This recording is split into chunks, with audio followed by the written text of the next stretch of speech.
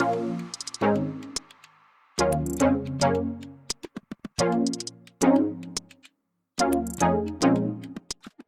my name is Valentin. I work here at Dropshot and I'm in charge with the blending operation.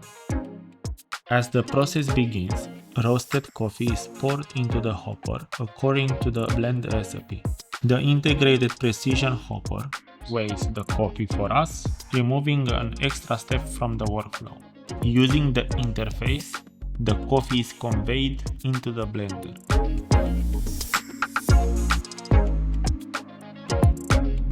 It is fully automated and straightforward. The coffee is being blended for consistency, ensuring even distribution of flavors. This step takes only a few moments, but makes all the difference in quality. Once blended, we unload the coffee into the next hopper of the workflow, the SOVDA Precision Fill. And that's it. That's how we get consistent blended coffee in an easy to use and efficient workflow.